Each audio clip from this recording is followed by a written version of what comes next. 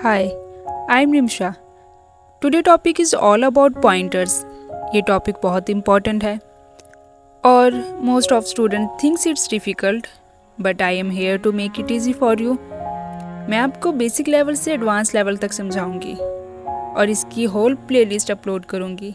तो स्टार्ट करते हैं। तो ओवरव्यू ले लेते हैं कि एरेज और पॉइंटर्स अलग अलग क्या होते हैं, कि एक्चुअल में एरेज क्या हैं एंड पॉइंटर्स क्या हैं। देन हम इन दोनों का रिलेशनशिप देखेंगे कि पॉइंटर्स को एरेज के साथ कैसे हमने डील करना है। तो एरेज क्या है? अगर हमें मेमोरी में कोई कंटिन्यूस मेमोरी लोकेशन चाहिए, मीन्स के हमारे पास 50,000 स्टूडेंट है, हमने उन स्टूडेंट्स का डाटा मेमोरी में स्टोर करवाना है। अब वो मेमोरी में फर्स्ट लोकेशन पे स्टोर होगा, दूसरा जो एंट्री है सेकंड एंट्री वो सेकंड लोकेशन पे, थर्ड पे एंड सो ऑन। बाकी सारी एंट्रीज इसी सीक्वेंस में एक मेमोरी में हमारे पास स्टोर होगी।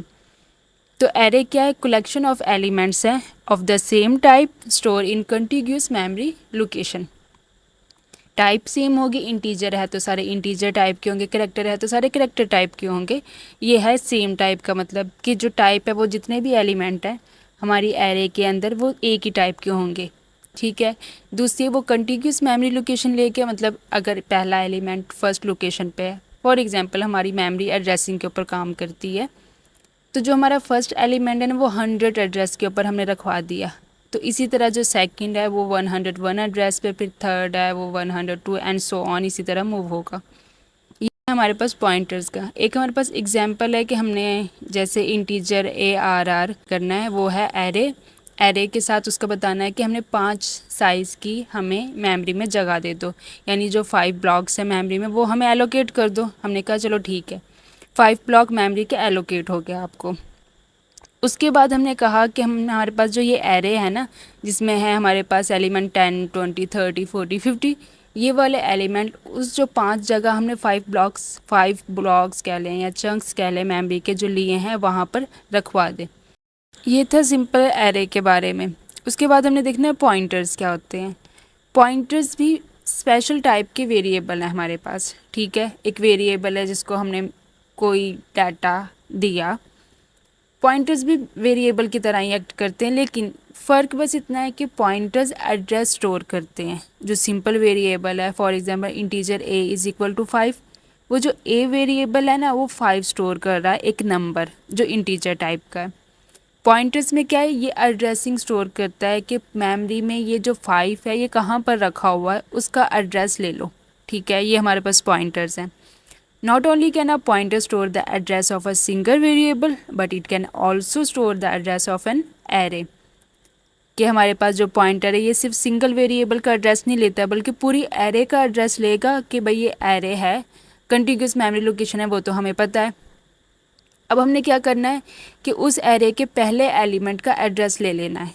पॉइंटर अपने पास उसको स्टोर कर लेगा। जब उसे पहला एड्रेस मिल गया, इसका मतलब है जो नेक्स्ट एलिमेंट है ना वो उससे नेक्स्ट स्टेप पर मौजूद होगा। ये तो हमें पता है क्योंकि वो सीक्वेंस में हमने एलिमेंट्स रखवाए हुए हैं मेमोरी पे, तो वो हमारे लिए बाकी एड्रेसेस को एक्सेस करना बहुत आसान हो जाएगा।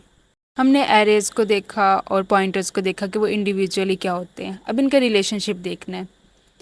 इंटरेस्टिंग बात यहाँ पर ये है कि जो हमारे पास एरे है ना वो एज एन पॉइंटर काम करता है अपने फर्स्ट एलिमेंट के लिए, कि जो एरे का जो पहला एलिमेंट है ना एरे उसको पॉइंट आउट करेगा, तो हमें उसके लिए कोई एड्रेसिंग की ज़रूरत नहीं है।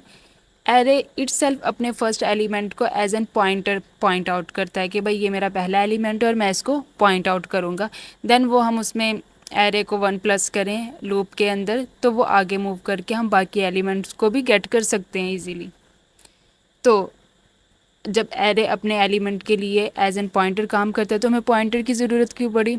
वो इसलिए क्योंकि जो एरे है वो सिर्फ अपने पहले एलिमेंट को पॉइंट आउट करेगा। अगर हमें उस एरे की लिस्ट में से 4th या 5th एलिमेंट को लेना हो तो फिर हम कैसे लेंगे? उसके लिए हम पॉइंटर्स का इस्तेमाल करते हैं कि अगर हमें डिफरेंट जगह पर जाना हो और वहाँ से एलिमेंट को गेट करना हो तो फिर हम पॉइंटर्स का इस्तेमाल करेंगे। एक कोड की एग्जांपल से समझते हैं कि एक्चुअल में ये काम कैसे करते हैं। हमने कहा कि हमने एक एरे को डिक्लेयर एंड इनिशियलाइज़ करवाया। उसके बाद हमने कहा कि स्टैटिक ptr एरे, यानी जो जिसको एरे पॉइंट कर रहा है अब उसको ptr पॉइंट करेगा। स्टैटिक का मतलब है कि ये पॉइंटर टाइप का है। अगर आपने मेरी प्रीवियस लेक्चर सुने हो तो आपको इजीली ये समझ आ जाएगी कि हमने स्टैटिक क्यों यूज़ किया और ये कैसे पॉइंट आउट कर रहा है। देन हमने कहा कि जो स्टैटिक पीटीआर है ना इसको सी आउट करवा दो, तो ये फर्स्ट एलिमेंट को सी आउट करवा देगा, आउटपुट में शो करवाएगा। अभी हम वीएस कोड में भी देखेंगे कि एक्चुअल में काम कैसे कर रहे हैं। ये सिर्फ एक जस्ट एग्जाम्पल है। अगर हमें नेक्स्ट एलिमेंट को प्रिंट आउट करवाना होगा तो +1 एंड अगर उससे नेक्स्ट एलिमेंट को तो +2। इसी प्लेलिस्ट में मैंने जो सेकंड वीडियो है पॉइंटर्स अरिथमेटिक, उसमें मैंने डिटेल में increment, decrement and adding and constant वो सारे कॉन्सेप्ट बहुत डिटेल में कवर किए हैं। तो आप वो कॉन्सेप्ट जाके पहले वो वीडियो देखें, देन इस वीडियो के ऊपर दोबारा मूव हो और ये कॉन्सेप्ट समझे। इससे आपकी अंडरस्टैंडिंग में ज़्यादा इंप्रूवमेंट होगी। एक क्विक समरी देख लेते हैं जो आज के लेक्चर में हमने पढ़ा। पहली बात ये याद रखनी ज़रूरी है कि जो एरे है वो अपने पहले एलिमेंट के लिए एज एन पॉइंटर काम करता है। सेकंड कि हम पॉइंटर्स अरिथमेटिक्स को कैसे यूज़ करके अपनी सेकंड या थर्ड वैल्यू को एक्सेस कर सकते हैं। Third, pointers and arrays are closely related to C++। अब ये रिलेटेड क्यों हैं? क्योंकि हमने कहा कि जो एरे है वो एज एन पॉइंटर काम करता है, इसलिए इनका कॉन्सेप्ट क्लोजली रिलेटेड है।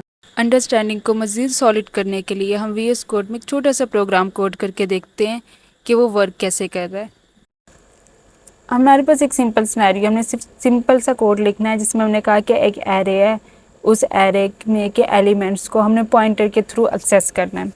वो करके देखते हैं। हमने कहा #include iostream using namespace std, then int main और करो एक एरे लेनी है। हमने कहा एरे का जो साइज़ है वो 5 है और जो उस एरे के अंदर जो एलिमेंट्स है वो 10, 20, 30, 40 एंड 50 है। ठीक है। अब हमने कहा कि हमारे पास एक पॉइंटर टाइप की एक इंटीजर टाइप का पीटीआर है जिसको हमने एरे का एड्रेस पकड़ा दिया। अब सी आउट करेंगे हम। हमने कहा सी आउट हमने क्या करना है, हमने एलिमेंट्स को प्रिंट करवाना है। हमने कहा the first element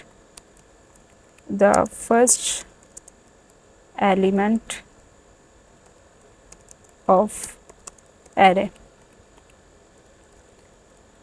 static PTR करेंगे तो ये फर्स्ट एलिमेंट को प्रिंट करवा देगा। कोड को रन करके देखते हैं और इसने 10 प्रिंट करवा दिया।